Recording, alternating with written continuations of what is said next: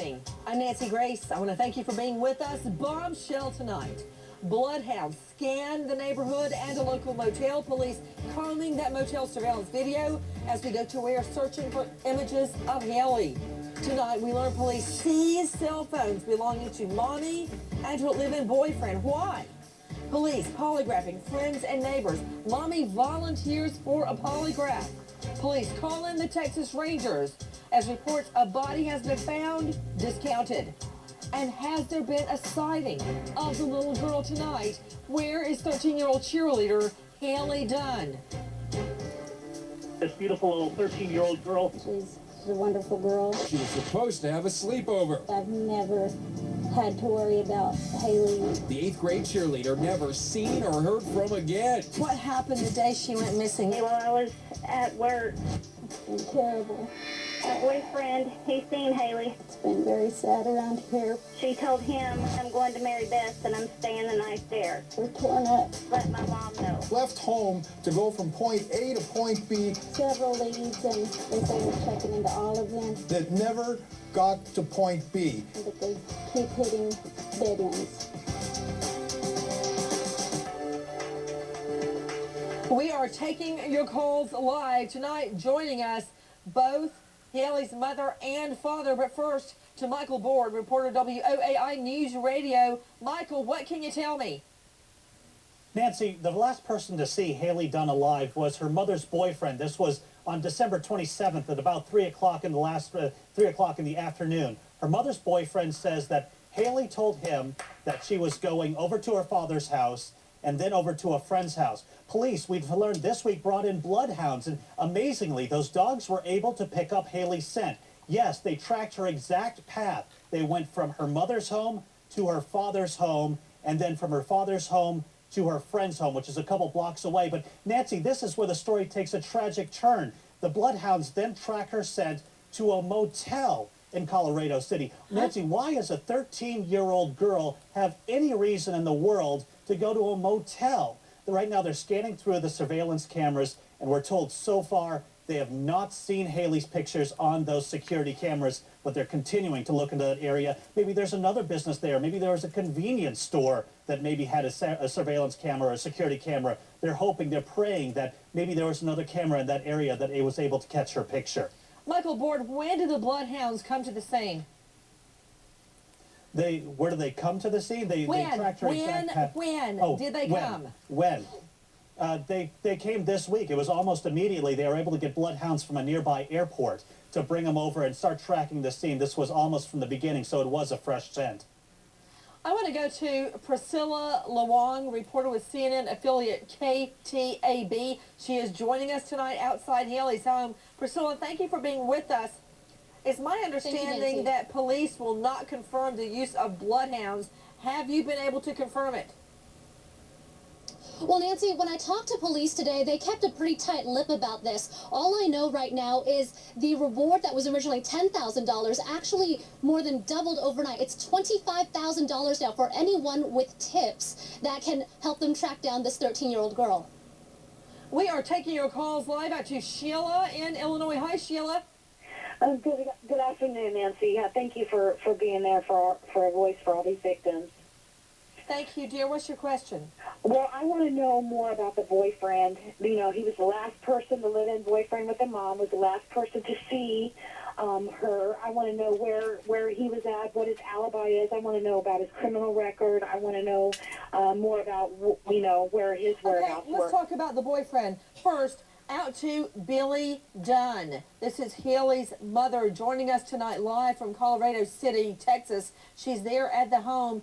Ms. Dunn, thank you for being with us. Let's just address those issues right now. Let's talk about your boyfriend.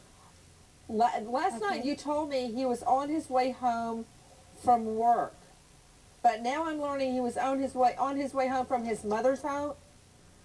Yes, he had been at his mother's house all day Monday. Police have confirmed that. He got home about 3 o'clock and Hailey left shortly after.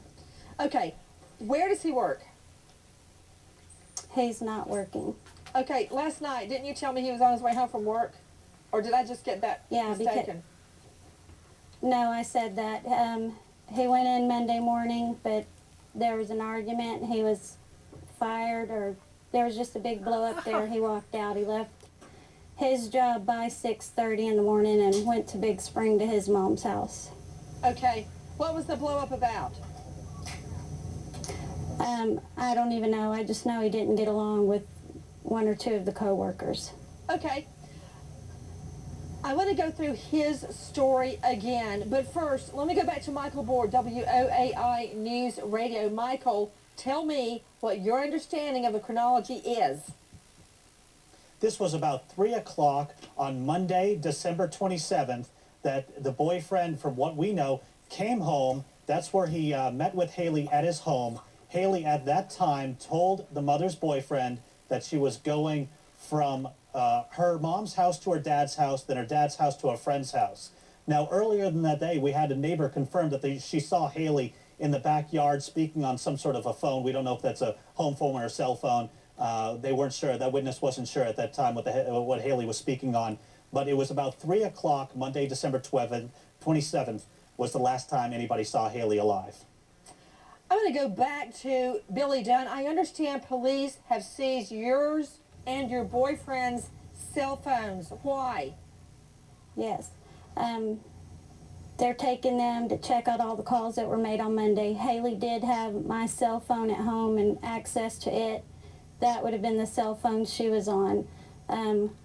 She didn't use Shawn's cell phone, but they're checking them both, getting the records off of both of those, and hopefully we're going to have answers from the cell phones tonight. Okay, so this has nothing to do with you being under any kind of suspicion at all. This has to do with the fact that your little girl and you shared a cell phone, and they're trying to figure out who she was calling and who was calling her, correct?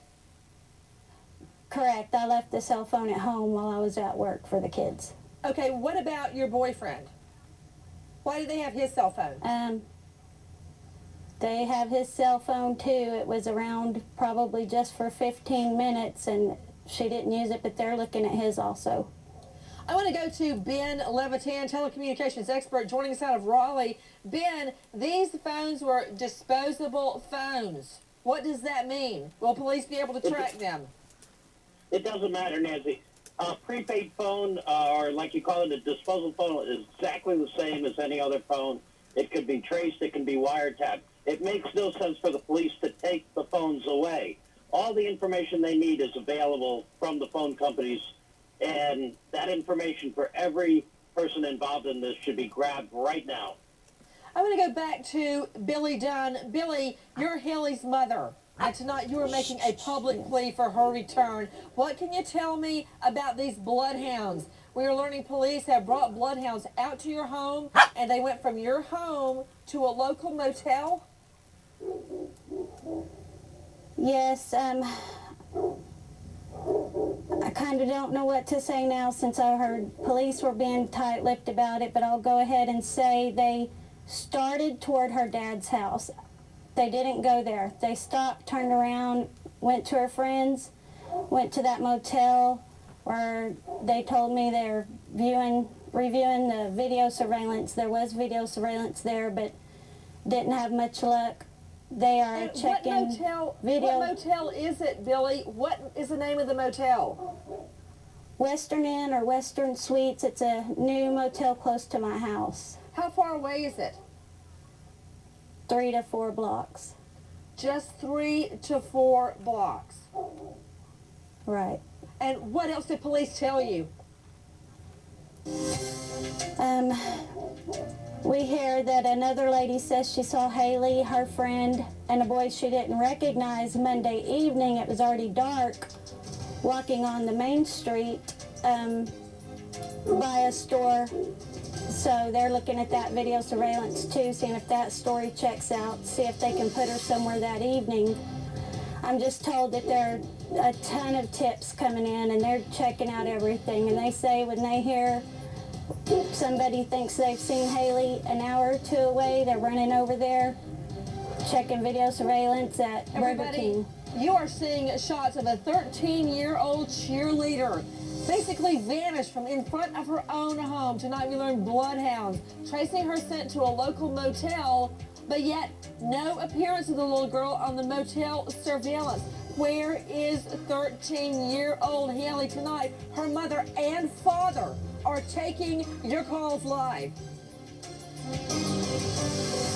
13-year-old Hailey Dunn is missing. I have to have her back. Police desperately trying to find the 8th grader after she leaves her home to walk over to a friend's house where she was supposed to have a sleepover. But Hailey never arrives.